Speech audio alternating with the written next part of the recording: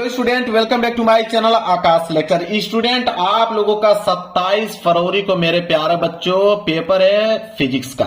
27 फरवरी को मेरे प्यारे बच्चों फिजिक्स का पेपर है और 27 फरवरी तक जाते जाते आप चाहते हो कि फिजिक्स में मेरा 95% मार्क्स बिल्कुल क्लियर हो पाए। मात्र आप 2 महीने में पढ़कर सोच रहे हो कि 95% आ जाए, तो बिल्कुल मेरे प्यारे बच्चों आपके लिए एक स्पेशल वीडियो लेकर आ गया हूं। 85 टॉपिक, पूरे के पूरे किताब का मैं 85 टॉपिक यहां पर लेकर आ गया हूं। अगर 85 टॉपिक अगर आप 2 महीने में तैयार कर लेते हो तो इतना याद रखिए कि आपका फिजिक्स में जो है 95% मार्क्स बिल्कुल पक्का हो गया। तो आपके ऊपर निर्भर करता है कि अगर आप 95% लाना चाहते हो, 27 फरवरी को आप पेपर देना चाहते हो कि उस पेपर दें तब हम 95% बिल्कुल क्लियर कर पाए 27 फरवरी को, तो 85 टॉपिक तैयार कर लो, आपका डाउट बिल्कुल क्लियर हो जाएगा। मेरे प्यार बच्चों, बोर्ड परीक्षा में यही टॉपिक आएंगे। आप 110% लिख कर ले लो कि अगर 85 टॉपिक अगर आपका तैयार हो गया तो 95% मार्क्स बिल्कुल आपके फिजिक्स में तैयार हो गए। कौन कौन से टॉपिक है अभी जस्ट नोट कर लो मेरे प्यार बच्चों। अगर इस वीडियो पे 5000 लाइक पहुंचा दोगे, इस बात का दावा करता हूं कि 85 टॉपिक का पूरा सॉल्यूशन का पीडीएफ बिल्कुल फ्री में आपको दे दूंगा। आप चाहोगे तो मात्र 10 दिन के अंदर में उसको याद करके चले जाओगे, लेकिन 5000 लाइक आपको कंप्लीट कराना ही पड़ेगा। कौन सा टॉपिक है जल्दी से यहां पे हम बताते हैं। पहला टॉपिक है विद्युत आवेश तथा आवेश के प्रकार। यहां से एक प्रश्न बनना बिल्कुल क्लियर है कि विद्युत आवेश किसे कहते हैं और उनके आवेश के प्रकार कौन कौन से हैं। क्लियर है। दूसरा प्रश्न यह कहता है कूलाम का नियम। यह एक ऐसा नियम है कि इसको आप 500% मान लो कि 500% क्लियर है कि यह प्रश्न आता ही आता है और इस बार आएगा ही आएगा कि कूलाम का नियम क्या है। इतना ज्यादा इंपॉर्टेंट ये टॉपिक मेरे प्यारे बच्चों, कई बार इस टॉपिक को करा चुका हूं, जाके कवर भी कर सकते हो। और यह टॉपिक बहुत ही ज्यादा इंपॉर्टेंट है जो कि इस पेपर में आने वाला है 27 फरवरी को।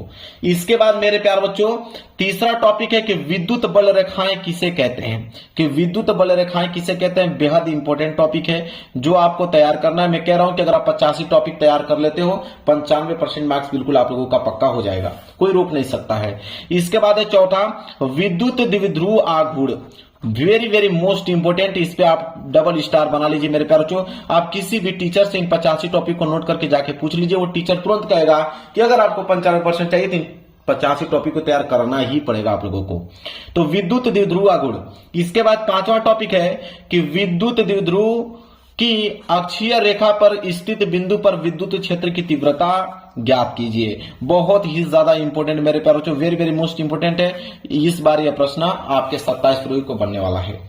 इसके बाद है 6 प्रश्न कि विद्युत द्विध्रुव की निरक्षीय रेखा पर स्थित बिंदु पर विद्युत क्षेत्र की तीव्रता ज्ञात करने का। दोनों मैंने एक साथ ही ले लिया है, अक्षीय रेखा पर और यहाँ पे निरक्षीय रेखा पर। तो दोनों टॉपिक मैंने साथ में ले रखा है और दोनों टॉपिक में से एक टॉपिक जरूर बनेगा। या तो आपके एग्जाम में यह पूछ लेता है या तो एग्जाम में यह पूछ लेता है। कंफर्म नहीं बताऊंगा कि यही पूछता है, लेकिन दोनों में से एक कोई पूछेगा, इसलिए मैंने दोनों के यहाँ पे लिख रखा है कि ताकि दोनों को आप याद कर लो।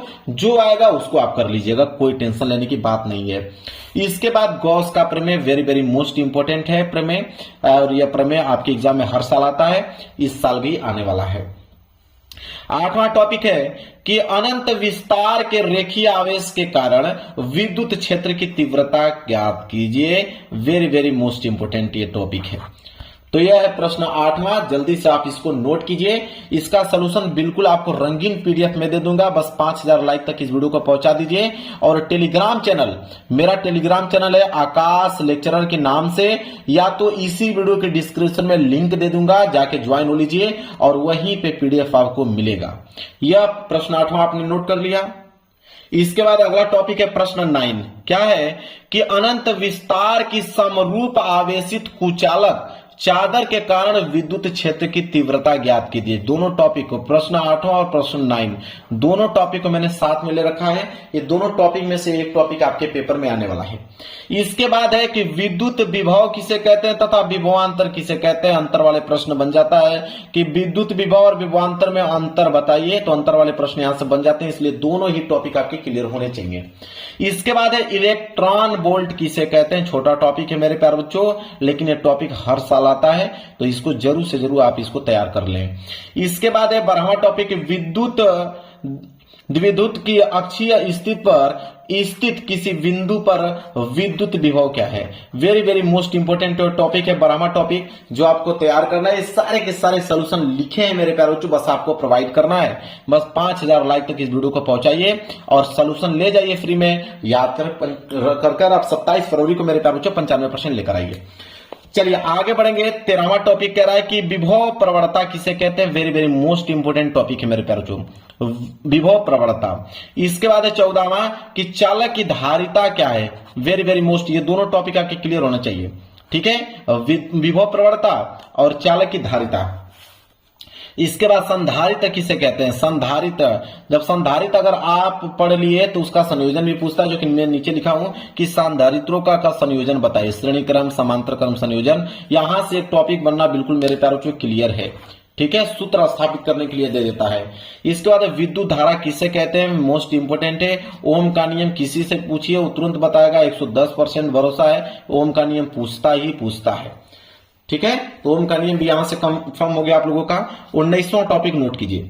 19वां टॉपिक है कि विशिष्ट प्रतिरोध अथवा प्रतिरोधकता किसे कहते हैं। या तो पूछ लेता है कि विशिष्ट प्रतिरोध, प्रतिरोधकता, ठीक है, दोनों एक ही नाम है, अलग अलग नाम से पूछ लेता है कि विशिष्ट प्रतिरोध किसे कहते हैं, या तो आपसे प्रतिरोधकता पूछ लेता है। तो कंफ्यूज मत होइएगा, दोनों टॉपिक सेम है, उसको याद कर लीजिएगा। इसके बाद है कि विद्युत प्रतिरोध किसे कहते हैं। जैसे आपने छोटा छोटा टॉपिक है कि विद्युत धारा किसे कहते हैं, विद्युत प्रतिरोध किसे कहते हैं, विशिष्ट चालकता किसे कहते हैं। फिर प्रतिरोधों का संयोजन भी आता है, श्रेणी क्रम और समांतर क्रम संयोजन, ठीक है, बहुत इंपॉर्टेंट ये टॉपिक है। आप जाके देख लेना, फिजिक्स के पेपर में 85 टॉपिक में से ही आए हुए मिलेंगे आपको, ठीक है। तो मेरे प्यारों इस बात तैयार कर लो, 85 टॉपिक। 27 फरवरी को जब जाओगे आप एग्जाम में तो सारे के सारे प्रश्नों का सिर्फ आपको जवाब लिखना पड़ेगा।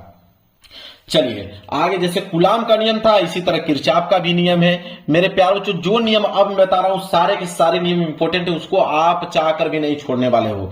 किरचॉफ का नियम, बायो सेवेट का नियम, यहां पे दो नियम ऐसे हैं जो बेहद इंपॉर्टेंट है, 500% मुझसे लिख कर ले लो कि यह प्रश्न आपके एग्जाम में बनेंगे। किरचॉफ के नियम या तो बायो सेवेट का नियम।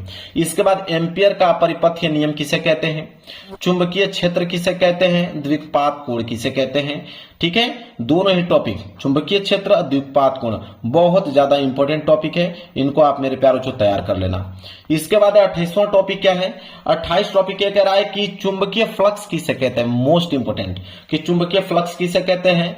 इसके बाद है फैराडे के विद्युत चुंबकीय प्रेरण के नियम लिखिए, मोस्ट इंपोर्टेंट क्वेश्चन है, इस पे आप डबल स्टार बना लो मेरे प्यारों, डबल स्टार आप इस पे बना लो, इतना ज्यादा इंपॉर्टेंट है। इसके बाद है कि चुंबकीय फ्लक्स किसे कहते हैं, ठीक है, 2 बार इस प्रश्न को लिख दिया हूं, इतना ज्यादा इंपॉर्टेंट है। मैंने यहाँ पे चुंबकीय फ्लक्स लिखा ही है, इधर भी आ गया आपका चुंबकीय फ्लक्स, दोनों टॉपिक सेम ही है।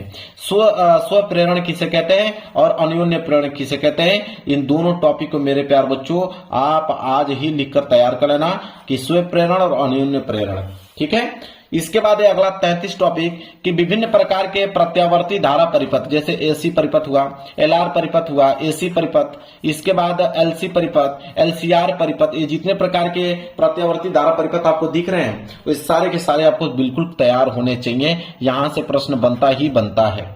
आगे बढ़ते हैं और अगला है 34 कि वाटहीन धारा किसे कहते हैं, मोस्ट इंपोर्टेंट टॉपिक है, वाटहीन धारा किसे कहते हैं। और इनको तो आप 500% लिख लो कि ट्रांसफार्मर से पूछता ही पूछता, उसका सिद्धांत पूछता है मेरे प्यार बच्चों।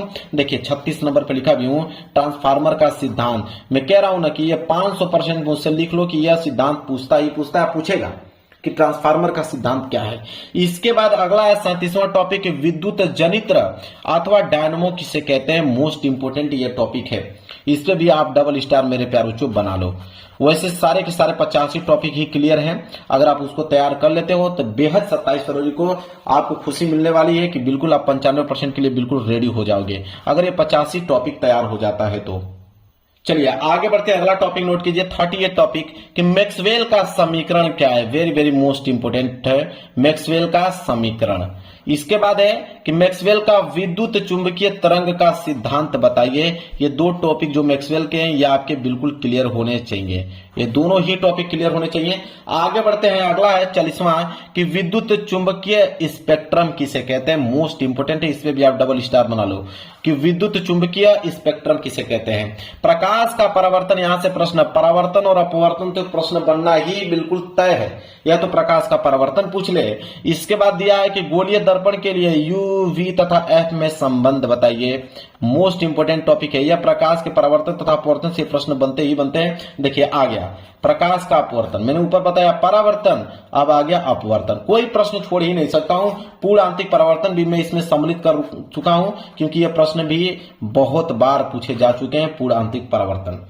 तो परावर्तन, अपवर्तन, एक प्रकाश का परावर्तन, प्रकाश का अपवर्तन, पूर्ण आंतरिक परावर्तन, तीनों टॉपिक में लिख रखा हूं। प्रिज्म कैसे कहते हैं, यहां से प्रश्न बनता ही बनता है मेरे प्यारों बच्चों, प्रिज्म आपको बनाना चाहिए बिल्कुल। इसके बाद प्रिज्म कोण का अपवर्तनांक और न्यूनतम विचलन कोण में क्या संबंध होता है, यह स्थापित करने के लिए देता है। Very very most important question है।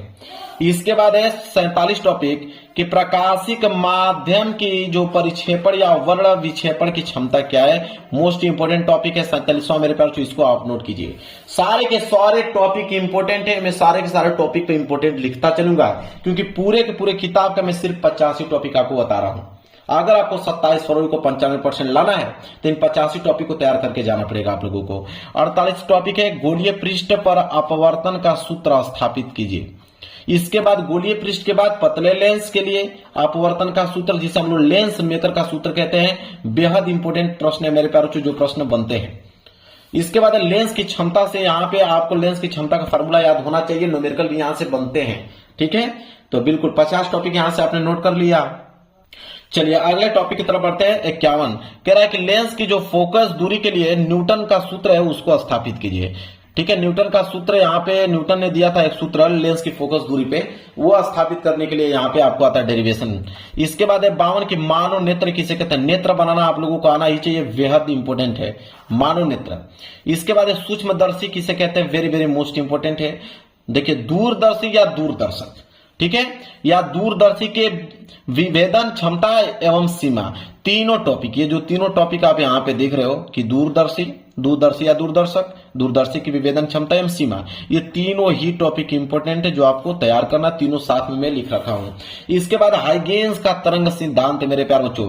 देखिए हाइगेंस के जितने सिद्धांत है सबको मैंने साथ में ले रखा है ताकि कोई भी छूटे ना। जैसे हाइगेंस का तरंग सिद्धांत, हाइगेंस के द्वितीय तरंगिकाओं का सिद्धांत, फिर हाइगेंस के द्वितीय तरंगिकाओं के सिद्धांत के आधार पर जो तरंगों के परावर्तन की व्याख्या वो बताइए। इसके बाद हाइगेंस के द्वितीय तरंगिकाओं के सिद्धांत के आधार पर तरंगों के अपवर्तन की, यहाँ पे परावर्तन की व्याख्या, यहाँ पे अपवर्तन की व्याख्या, क्लियर है। यहाँ पे तरंगिकाओं का सिद्धांत या तो खुद हाइगेंस का सिद्धांत है।